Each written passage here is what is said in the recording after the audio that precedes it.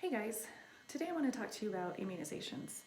Before the immunization program here in the United States started, diseases such as mumps and measles, rubella, polio, whooping cough, they ran rampant through communities, affecting hundreds of thousands of people, suffering in hospitalizations, and thousands of people dying from these diseases.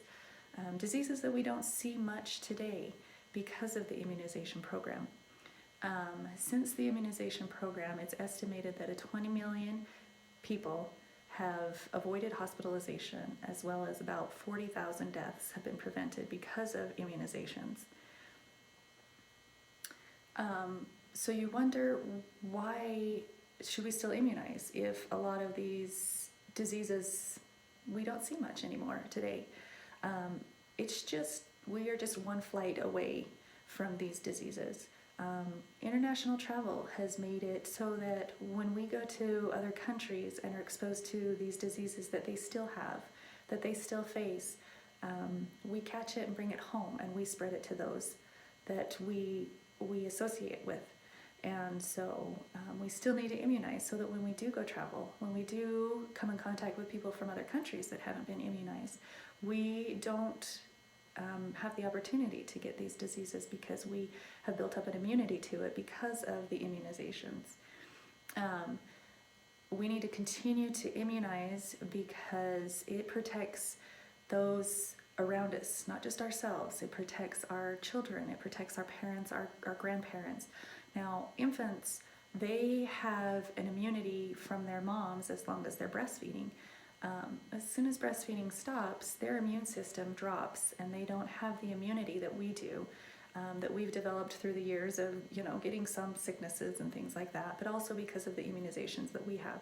And so we need to vaccinate them and protect them from getting these diseases because we don't want to see them suffer through these diseases.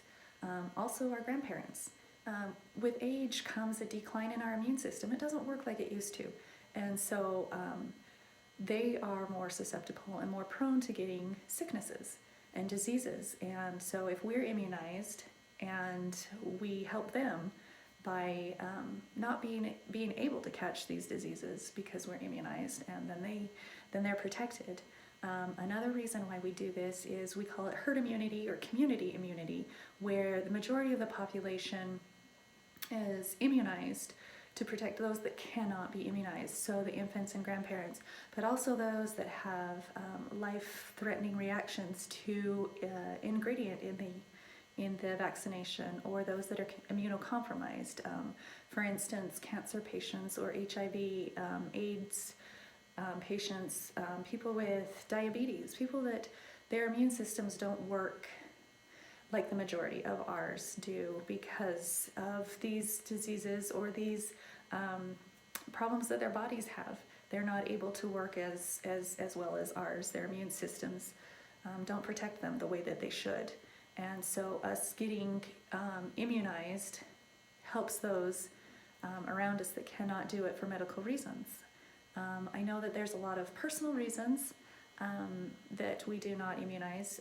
We don't want to see our children suffer from this shot. I know it's hard to watch, but I would rather watch, my child suffer for 2 minutes from a shot than from weeks of whooping cough, trying to catch their breath, trying to be able to breathe. That suffering would be far worse to me than to watch them get a shot. Also, we might be worried about all the antigens that we're putting into our kids when they get immunizations. We can spread out the immunizations. You can go into an appointment and get one immunization and then come back a few weeks later and get another one, and you can spread them out like that so that they're not getting all of them at the same time, if that makes you feel more comfortable. We also, cost is an issue. Some of us don't have insurance, we don't have jobs, or our insurance doesn't cover them the way that they should. Most health departments have funding from the CDC that provides free vaccinations for children that qualify. Health departments also accept all insurances, and so you can walk in anytime you want No appointment needed, and you can go in and get immunized at the health department. The health department is awesome. I would check out your local health department, just look them up online, find out when their hours are, what services they provide, because they have a lot more services than just the immunizations. Another reason is we've heard reports that there's links to immunizations and autism. And Dr. Andrew Wakefield, the doctor that came up with this research that there's a link between the MMR vaccination and autism, he has lost his medical license. The research and the report that he wrote has been rescinded. Scientists all over the world, not just here in the United States, have tried to replicate his study, his research, to try to find a link between autism and the MMR vaccination, and nobody has been able to replicate it because there is no link. Vaccinations do not cause autism. So if any of that is your fear, you can go in and do the research, which I recommend for everybody. Research all of your stuff so you know what you're looking into. But the important thing is we need to immunize. We need to immunize so that we can keep these diseases from having an outbreak again. We need to immunize to protect ourselves, to protect those that we love. So just go out and get immunized. If you are still hesitant, go on and look at reputable websites.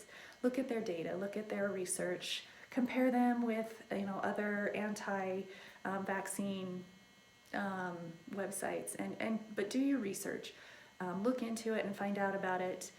But immunize, because it's so important. It's so important for you. It is so important for those that you love. Thank you.